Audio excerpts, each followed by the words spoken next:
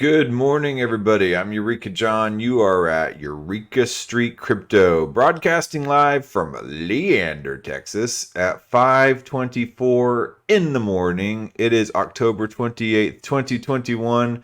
And yes, I'm broadcasting on float.app. That's flote.app. It is a new decentralized social media platform, kind of a mishmash between Twitter, Facebook, and YouTube. Yeah, I'm streaming live on it. I was having some configuration issues with Theta, and then I just don't really like YouTube all that much, just because they're the big guys and how heavily they censor people. I've been seeing the most ridiculous censorship on there. Even George Gammon, Rebel Capitalist, got kicked off of YouTube the other day for not abiding by community standards. I mean, the guy talked about economics, man. Whether it's right or left or whatever your viewpoint is, he shouldn't be kicked off of YouTube for it. Anyway, so let's see here. I'm not sponsored by anybody. I'm not shilling anything. I'm not your financial advisor, and I'm not your teacher. These are not teaching instructions. This is my video blog in which I'm just covering my crypto journey and just, talking about something new or an article I read or a podcast I listened to or something. And just to keep my mind stimulated and to help me learn this stuff, because when you have to articulate things out outside of you, then you'll know if you learned it or not. That's for sure. Oh, that being said and out of the way, let's take a little look at CoinGecko and see what's going on. Float app should be coming out with a token soon, the Float token. So yeah, it's on the IPFS network as well, so you can't shut it down via an Amazon server or anything like that. So I really love that it adheres to these anti-censorship principles. So, I mean, there's all types of voices on Float. Whether or not you agree with them or not, it's not the point. But it's just they allow all voices to be heard, which is good. Bitcoin, $61,161.84. Hold on, let me refresh this page just one more time. So $61,196.41. Ethereum, $4,171.60. Binance Coin, 42.17. Tether is a stable coin. Cardano, 203. Solana, 197.43. XRP, $7. Polkadot, 42.96. The Doge and Shiba are right side by side now, and man, I've been seeing Shiba all over the news. And now it looks like Doge just hit a spike. Man, I'm telling you, I think these meme coins are a psyop, right? They're put out there to mess with people, and people are gonna end up losing their houses and everything like that on these meme coins, and then the regulators are gonna come and be like, "I am here to save the day," and they'll swoop in. And then they'll regulate the hell out of cryptocurrency. Although, if a cryptocurrency is truly decentralized, there's not a whole lot that anybody can do about it. So you can't shut down Bitcoin, that's for sure.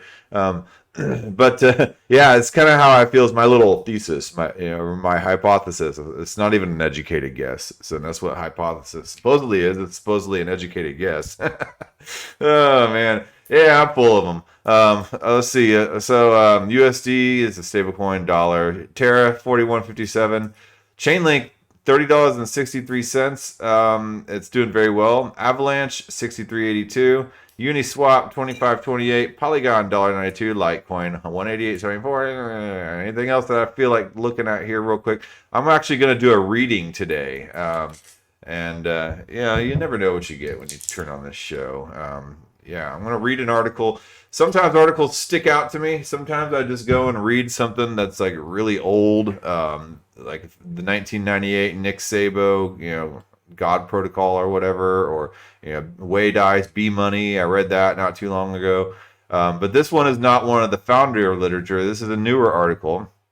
And sometimes I read newer articles as well that stand out to me that I really just don't think anybody would really get unless I read the whole article. Theta Network's at 647, Tezos 619. Okay, all right. All right, so let's go over here to my old tweeter and see what's going on. Okay, in the tweet space, let's go to my bookmarks, and I found a good tweeter person, David Phelps, and I didn't even follow him. Hold on, let me follow this dude. All right, he's a writer, and he writes about Web 3.0, which is all right. I like Web 3.0. See, I don't really get into price. I mean, sure, I follow price because I'm an average middle class, middle aged guy, middle everything, and just pretty middle. Yeah, middle of the road. Where was I going? But I do follow everything Web 3.0. So DAOs are religions. Show this thread, and then let's see here. Okay. So that's point number 12 on his thread. I've been heavily involved in DAOs, and I read that one article about the DAO economics, and I want to read a response by Rotorless at some point. I'll probably do it tomorrow because I want to get to this article today. But 13 ways of looking at a DAO: as a state, as a workers co-op, as a commune, as a network of networks, as a game, and then DAOs are a specific type of game, World of Warcraft raids. Okay, DAOs are jam bands. Okay, yeah, I can see that. I mean, I love a good jam band, and the feeling you get whenever, like, I've jammed out with my old band and just with some random people sometimes, and it's amazing that euphoric feeling you get whenever you are in complete coordination with somebody.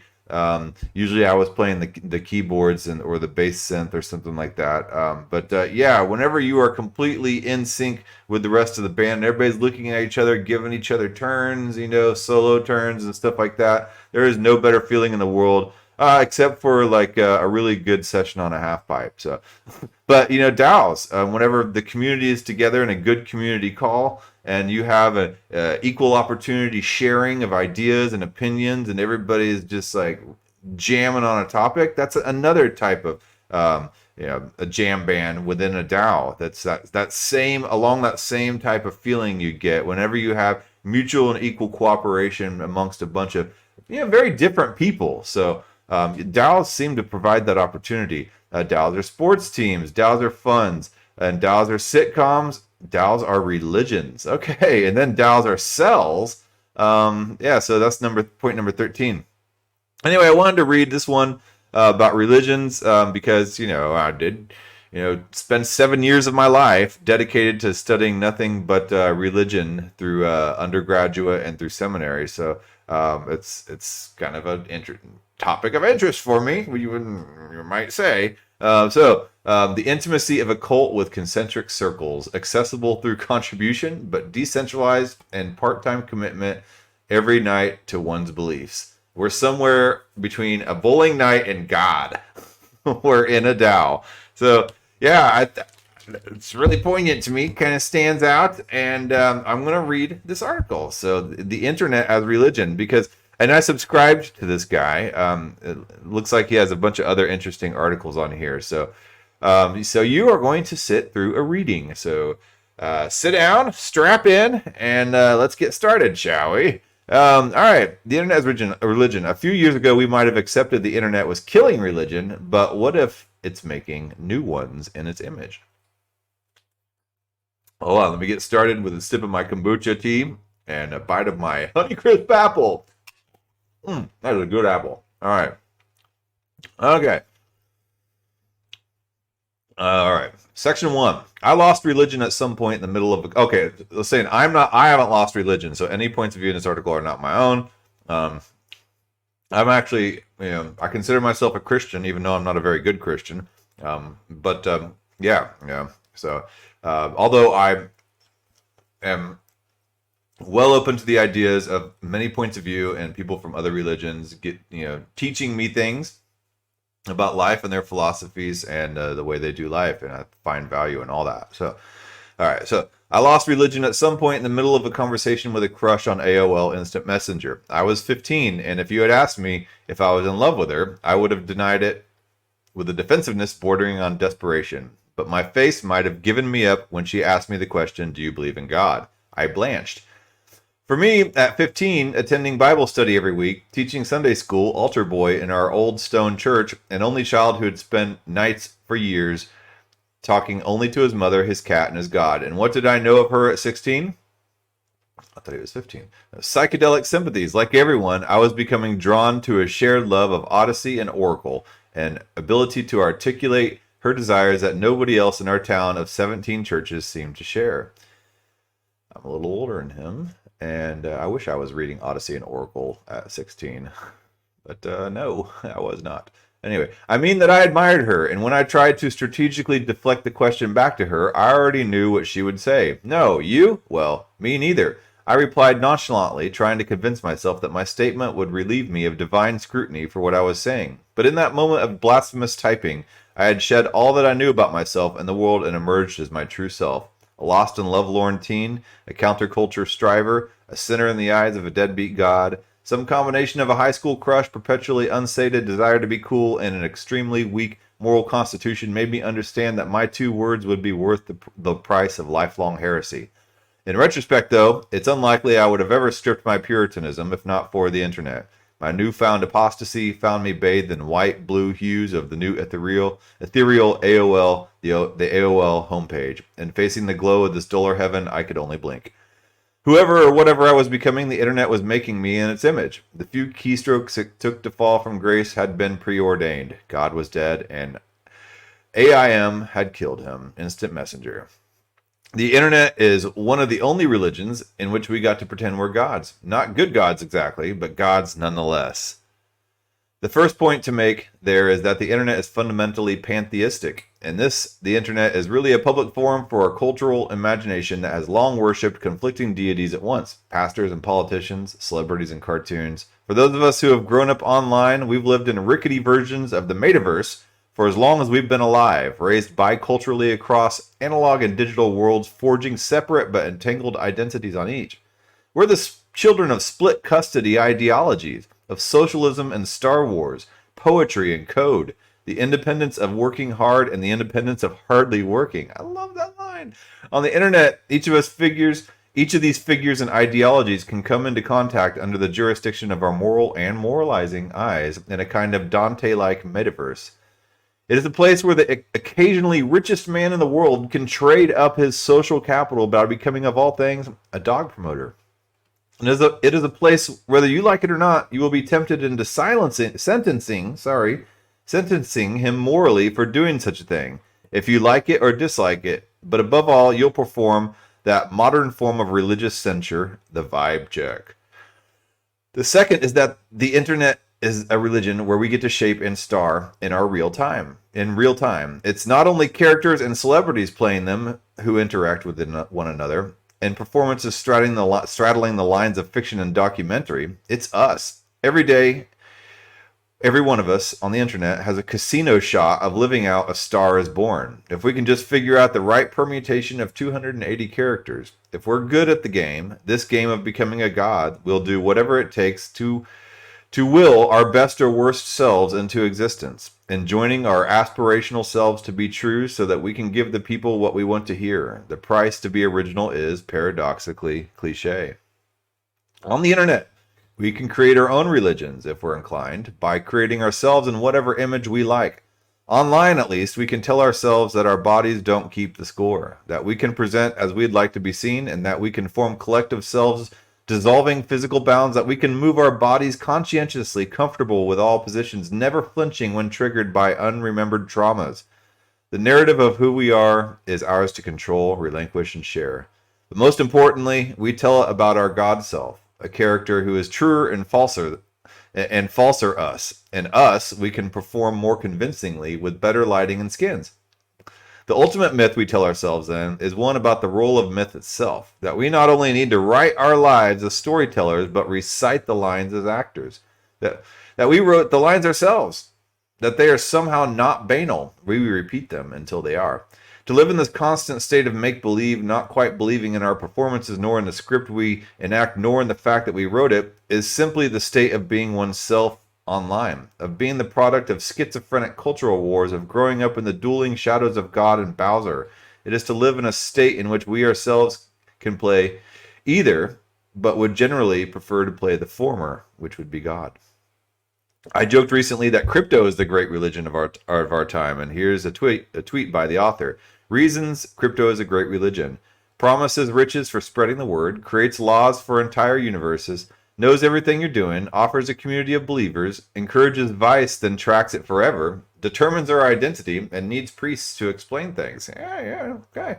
A simpler way to say is that the religions operating as moral systems offer positive incentives for good behavior, which is prosperity here or hereafter, and negative ones for bad behavior, which is damnation or eternity.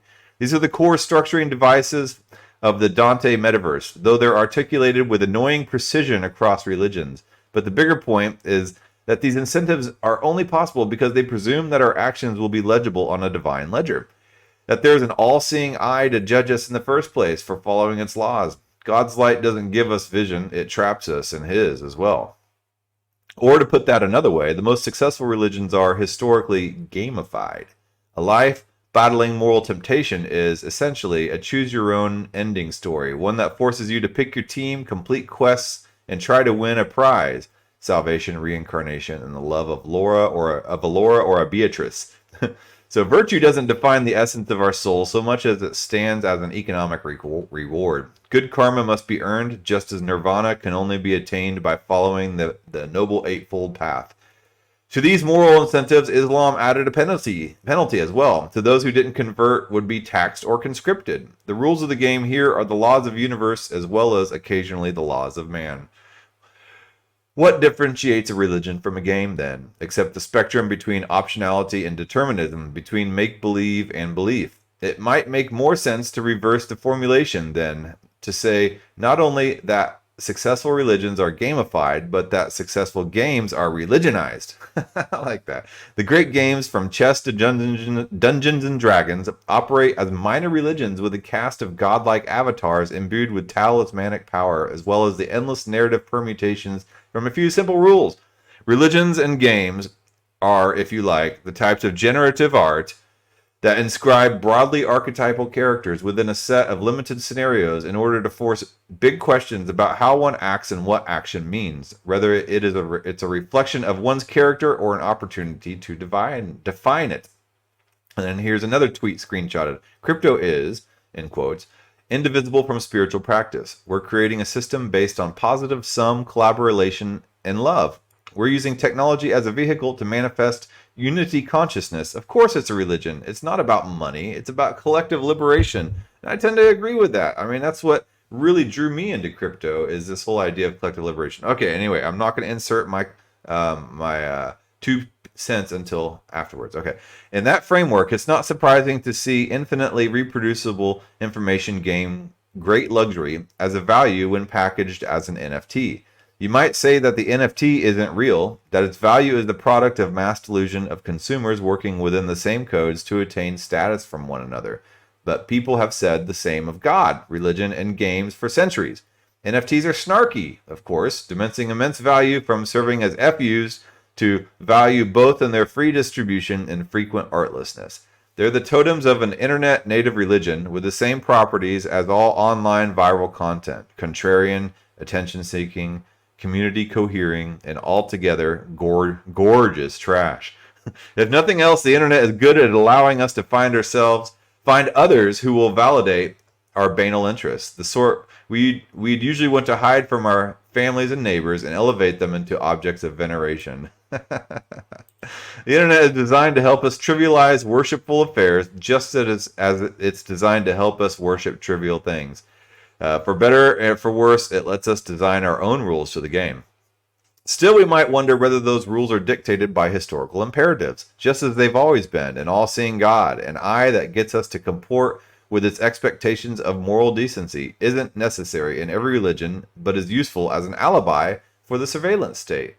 Religions centered around single spirits, Hinduism, Christianity, and Islam, arose from the product of imperial states that worked to centralize disparate religions around a shared authority. Highlight that.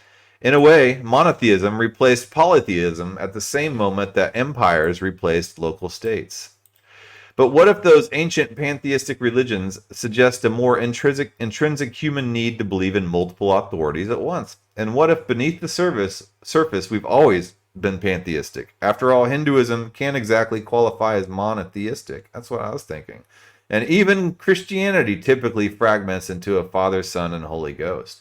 The fundamental polytheism of the internet might, in that sense, reflect our own promiscuous desires for the divine. At the very least, it might reflect the ways that the empires of the past 2,000 years were possibly just a historical anomaly that are just dissolving now into online microcities and subcommunities. And then he screenshots a tweet here by Ben Schechter.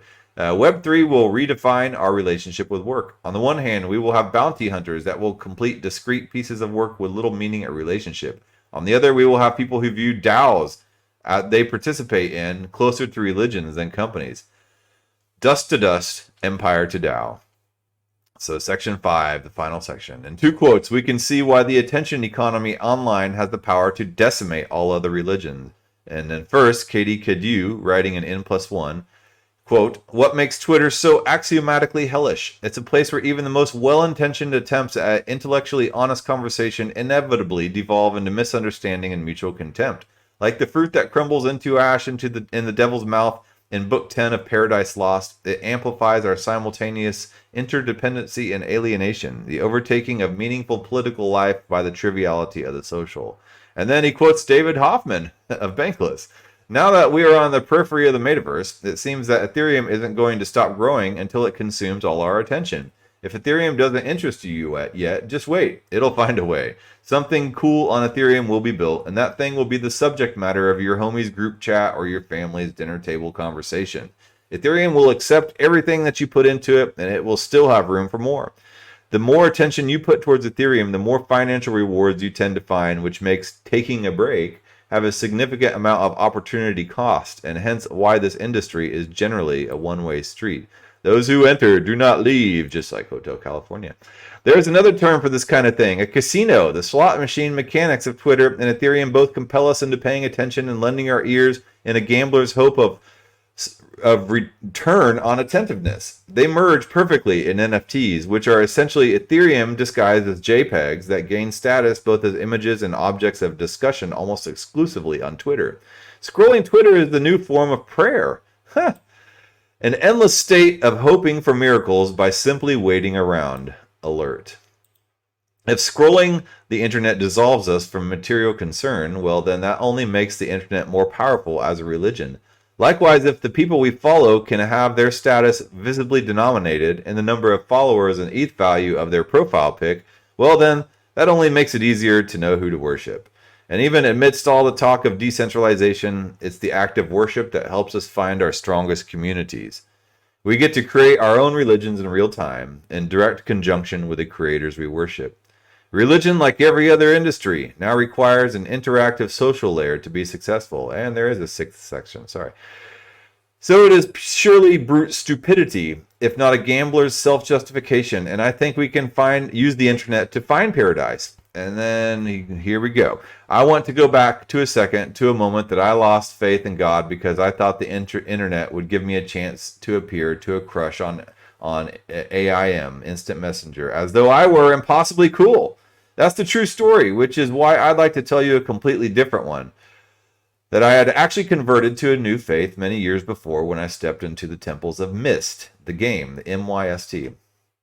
A groundbreaking slideshow of a game in 1993, Myst sacrificed storytelling to create a free and open world for players to walk around in, 3D slide by 3D slide, without either a story or a direction to orient oneself. Myst offered an initial template of digital boredom as religion. The meditative point was to lose oneself in the world, particularly in its clunky ancient temples. I never quite fell in love with Myst. I'm not sure anyone did, but I do remember rushing home from church with its rote obligations so I could meander around Myst's temples without any objective in the world.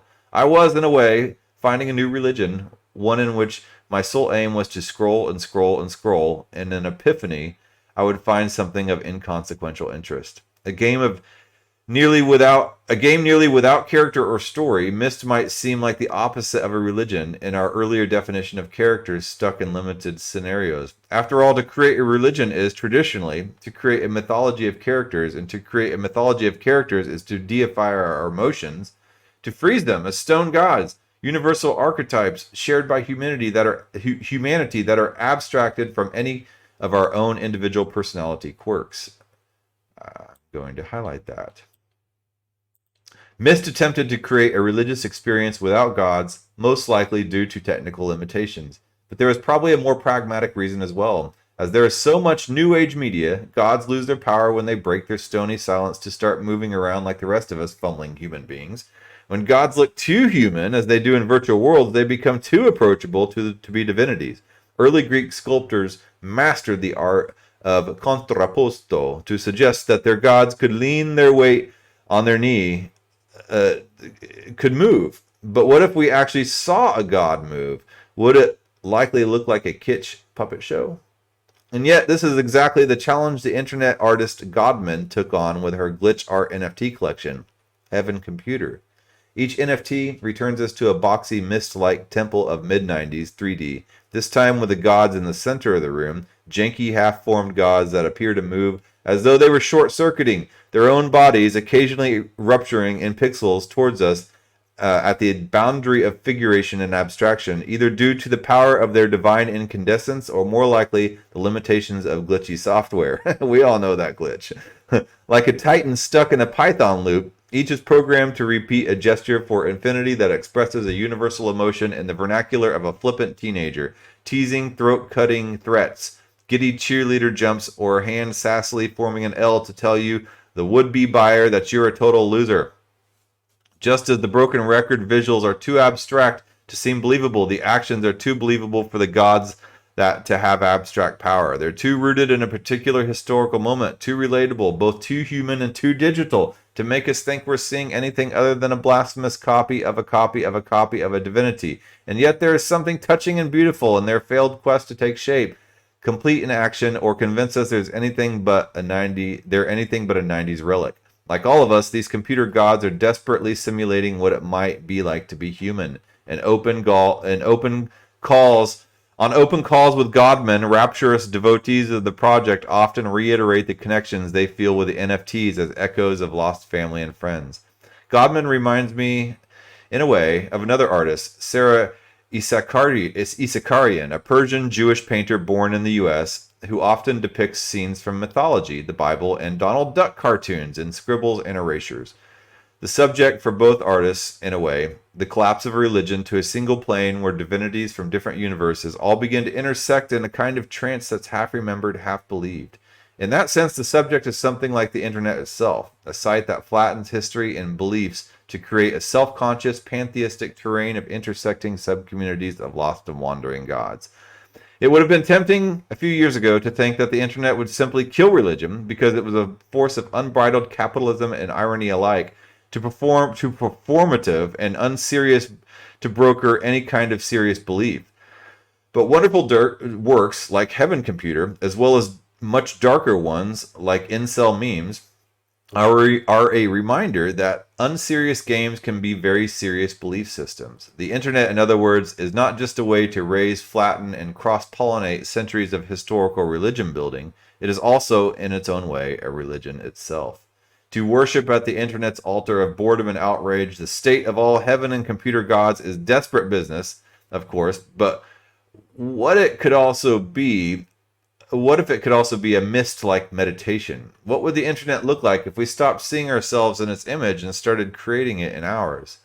What if we realized not only the internet is an inevitable religion, but the first one that humans have had say over in mass? The first time we've gotten not just to choose, but to define our own system of belief. Anyway, that's the end of that one. It's a really good article. This whole idea of scrolling through Twitter as prayer, the prayer amongst the monastics is always supposed to be a constant activity throughout your daily life, a constant meditation. And if you are not praying in every single action you make, then you are um, missing the mark or sinning. And that's exactly what sin means. It means missing the mark, and just like in archery, and everybody sins, and then it's not possible to be in continual prayer. If you do consider the internet as a new religion and you're scrolling through Twitter constantly, are you a devotee? Anyway, so yeah, I think it's an interesting article, and I like the whole idea. Hinduism, Christianity, Islam arose as the product of imperial states that work to centralize disparate religions around a shared authority. So he's basically saying that at some point within the past 2,000 years, we've become very centralized, and maybe that is the anomaly in all of human history. Um, Maybe we are going through these continuous cycles of destruction and recreation, and iterations each time to see if we can get it right throughout history. And we are now at the point where we are nearly about to destroy ourselves. Are we going to get it right this time? Probably not. Maybe we have had these types of civilizations before, where we've had wireless power, and where everything has gone digital, and that's why the only remaining relics of that are things etched in stone, and why we discovered things made out of stone and crystal and all that type of stuff that we can't explain because we don't know how they work. And those are the only things from the past. And then people have held those as authority, but over time we've forgotten what those mean and turned them into religions. And then now in our generations, in our parents' generations, we've been shunning that, just calling it mythology, calling it ridiculous. But what if it really is actually a reflection of a previous super cycle before us, and that the religious texts and the stone manuscripts are the only things that we have to really trace that. If we do go 100% into the metaverse, into the blockchain world, they say everything in the blockchain is immutable and permanent, but is it really if it's in a digital space? What do we have nowadays that is written in stone that would be able to be memorialized on the other side of the destruction of our current society as it is, and as we move into a new super cycle? What would those people be able to understand about us if everything digital is completely wiped out? And if within 10 years we go into a 100% digital society, completely run autonomously by an AI overlord seeking to exterminate us, and then the only way we have is to just turn it off and start over in the Garden of Eden. And then the only thing that we have left over from the previous world are just things written in stone and metal. So, I don't know. Some pretty deep ponderings for the morning. Yeah. You never know what you're going to get when you jump online with me, all right? Okay, so that's 34 minutes. I hope you enjoyed that. That's it's a Thursday, and yeah. Issue 311, episode 311. I never liked that band 311. I'm sorry to people who are fans of 311, but all their songs sound exactly the same to me. That kind of 90s punk meets reggae. I don't know. I just never stood out for me. Never did it for me. I'm sorry, but some people just love 311, yeah, but that's a 90s thing. Anyway, yeah. I gotta get on my commute and go down to my job to sell some commodities. Yeah, alright. Well, I will talk to you guys tomorrow.